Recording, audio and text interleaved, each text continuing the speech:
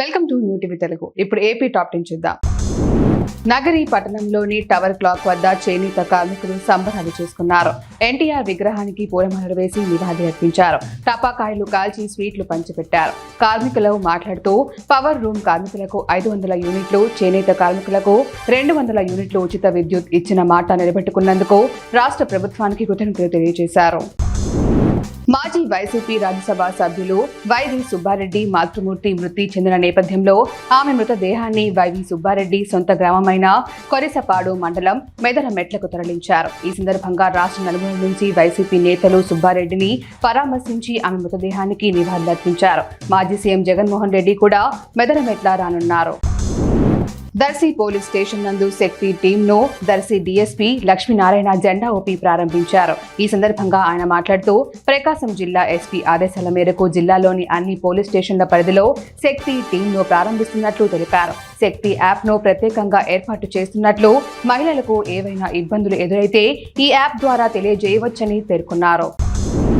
రాష్ట్ర ప్రభుత్వానికి రైతుల గోడు ఏమాత్రం పట్టడం లేదని కాంగ్రెస్ రాష్ట్ర ముఖ్య అధికార ప్రతినిధి డాక్టర్ తులసిరెడ్డి ధ్వజమెత్తారు. వేంపల్లిలో ఆయన మాట్లాడుతూ రైతులు పండించిన ఏ ఒక్క పంటకు గిట్టుబాటు ధర లభించడం లేదని ఆరోపించారు. ప్రభుత్వం ప్రకటించిన మద్దతు ధర కూడా రైతుకు లభించడం లేదని, ప్రభుత్వం కొనుగోలు కేంద్రాలు తెరవలేదని మండిపడ్డారు. ప్రభుత్వం మాటలు మాత్రమే చెబుతుందని, పంటలు మాత్రం కొనలేదన్నారు. రాష్ట్ర వ్యాప్తంగా విద్యుత్ మీటర్ రీడింగ్ కార్మికుల సమస్యలు పరిష్కరించాలని డిమాండ్ చేస్తూ డీఈ కార్యాలయాల వద్ద నిరసనకు పిలుపునిచ్చినట్లు AP SP DCL working president Kiran Kumar తెలిపారు. ధర్మవరంలో మీటర్ రీడింగ్ కార్మికులతో కలిసి ఆయన మాట్లాడారు.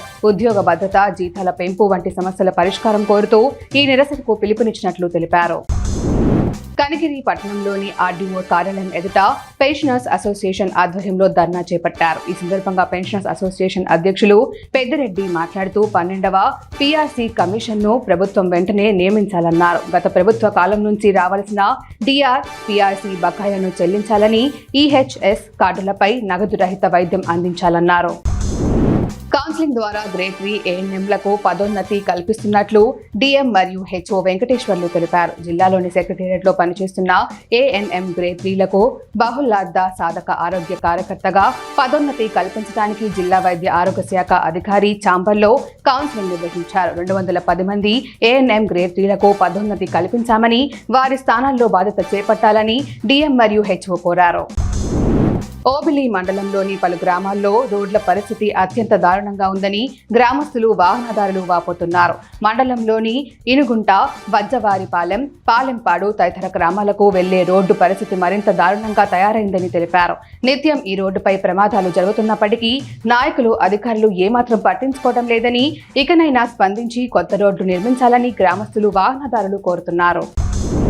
అనంతపురం జిల్లా గుత్తి మున్సిపాలిటీ కేంద్రంలోని గుత్తికోటలో కొండపై వెలిసిన అతి పురాతనమైన శ్రీ లక్ష్మీ నరసింహస్వామి దేవాలయంలో సూర్యకిరణాలు ప్రసరించాయి. సూర్యకాంతి శ్రీ లక్ష్మీ నరసింహస్వామి పాదాలకు తాకింది. ఈ దృశ్యాన్ని వీక్షించడానికి భక్తులు పెద్ద ఎత్తున తరలివచ్చారు. ఏడాదిలో 2 సార్లు సూర్యకిరణాలు లక్ష్మీ నరసింహస్వామి పాదాలకు తాకుతాయని పూజారులు చెప్పారు. కుప్పం మున్సిపాలిటీ పరిధిలోని రాజీవ్ కాలనీ సమీపంలోని వెంకటరామయ్య చెరువు దురాక్రమణపై అధికారులు సర్వే చేపట్టారు. వెంకటరామయ్య చెరువు దురాక్రమణపై ఇదివరకే పలుమార్లు అధికారులు సర్వేలు చేపట్టినప్పటికీ చర్యలు తీసుకోలేదు. ఈ నేపథ్యంలో ఇరిగేషన్, మున్సిపల్ అధికారుల సమక్షంలో రెవెన్యూ అధికారులు చెరువు సర్వే చేపట్టారు.